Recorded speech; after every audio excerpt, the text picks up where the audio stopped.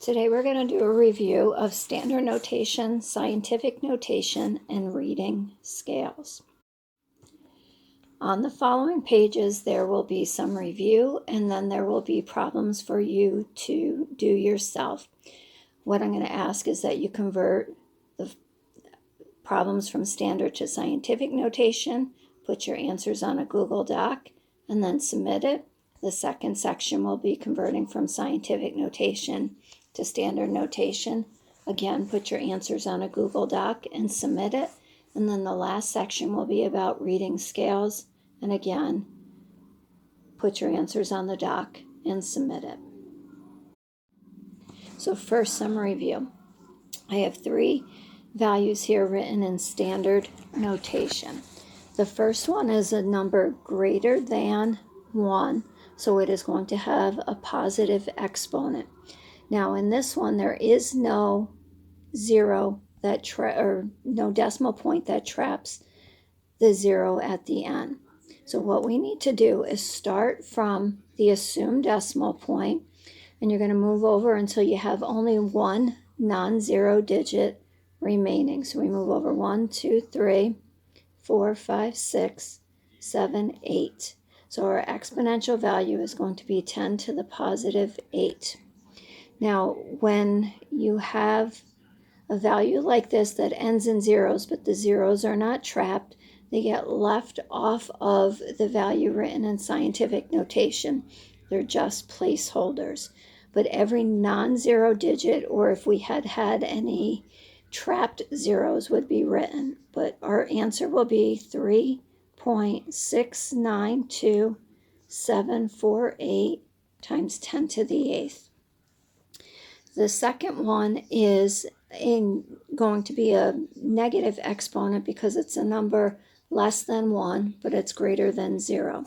So you start from the decimal point and you move over until you're past the first non-zero digits. We move over 1, 2, 3, 4. Our exponent is going to be 10 to the negative 4. When you have a negative exponent, all of the values from the first non-zero digit are written in the portion before the time sign.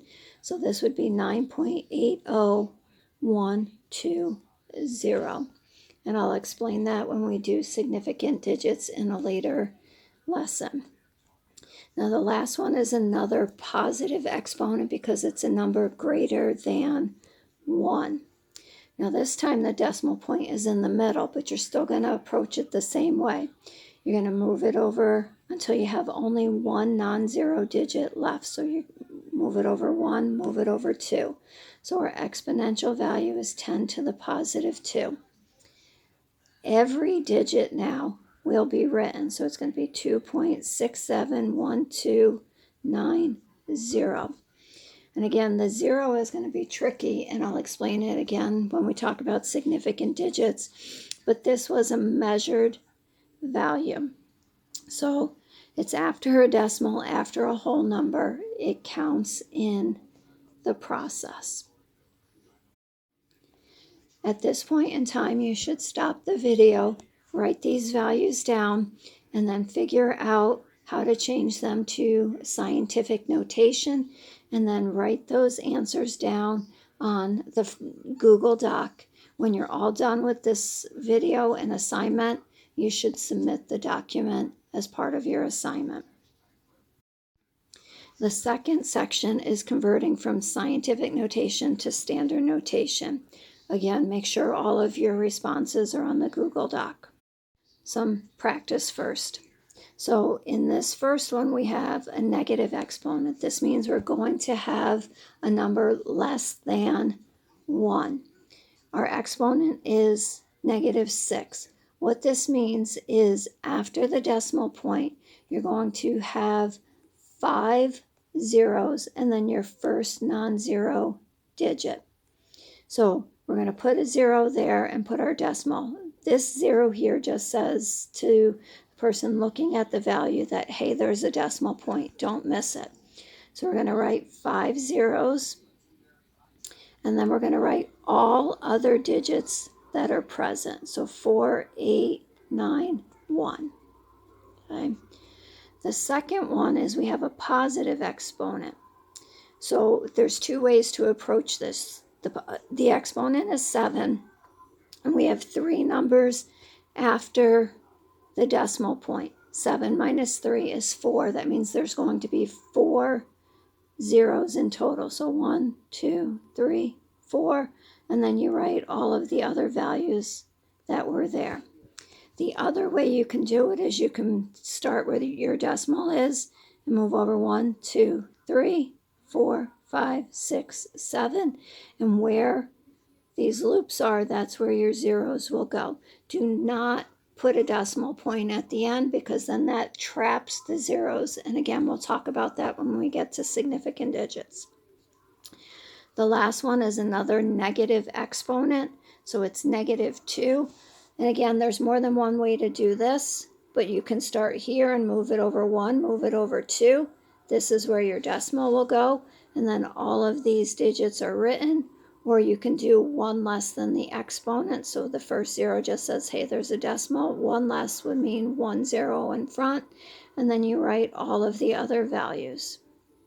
The reason for this is anytime something is written in scientific notation, all of those values count. So they all must be present in the response. If the value has a negative exponent, that is the number of places that you're going to move to the left. And if the value has a positive exponent, that's the number of places you'll move your decimal to the right.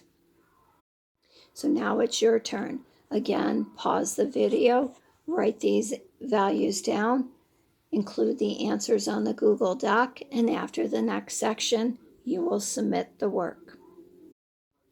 Our last section is about reading scales. So reading scales is all about the precision. Essentially what that means is you're going to write all of the numbers that you know with certainty, and then you estimate or guess at the last digit. These digits that you write are called significant digits.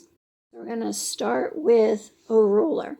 When I look at this ruler, again, if you look at this, the object would be started at the beginning of the ruler. But things I know with certainty, it's greater than 3 centimeters, but it's less than 4 centimeters. So I'm going to write my 3 centimeters.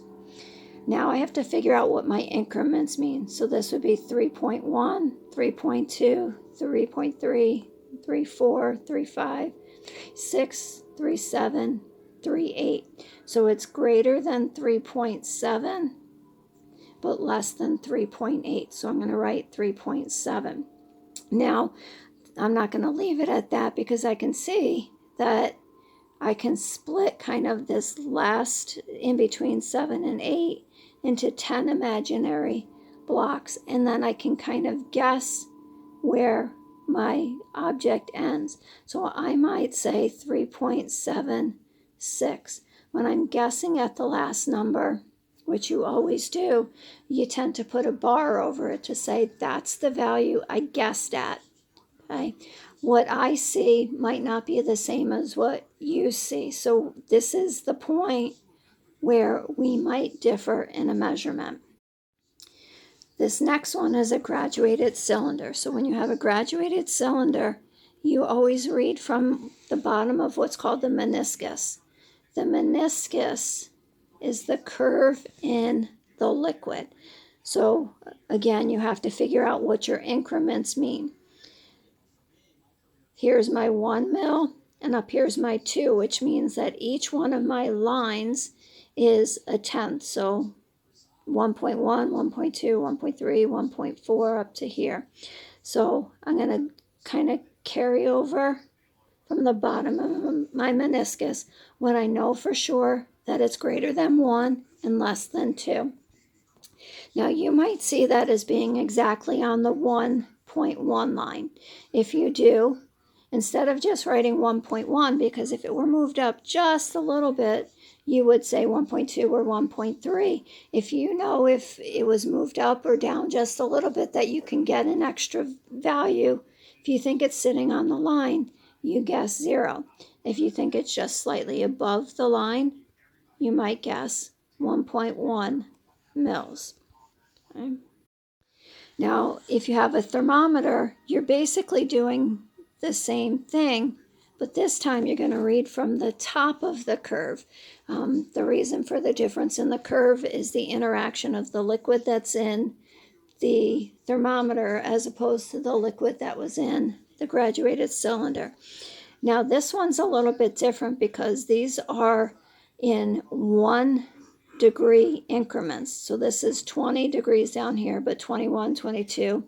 So I know I'm greater than 30 degrees, but I'm not to 31 degrees yet. So I'm going to write 30 degrees, but then I know it's not just 30. So I kind of look, and again, I imagine that value broken up.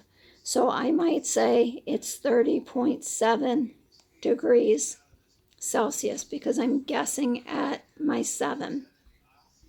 The last type of rule in this lesson is a triple beam balance.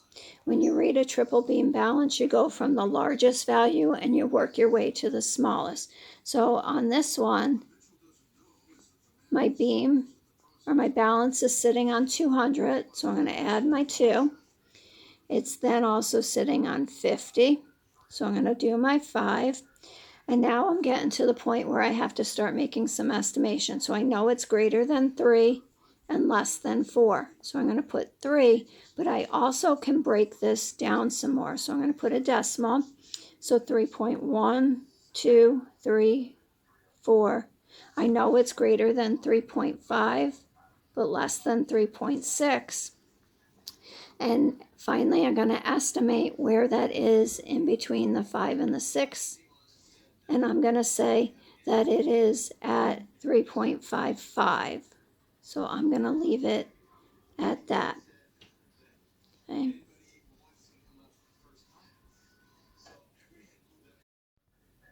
Now it's your turn. I've only given you a ruler and a graduated cylinder. So this is problem 9 and problem 10. Again, make sure you include the responses on the Google Doc. Okay.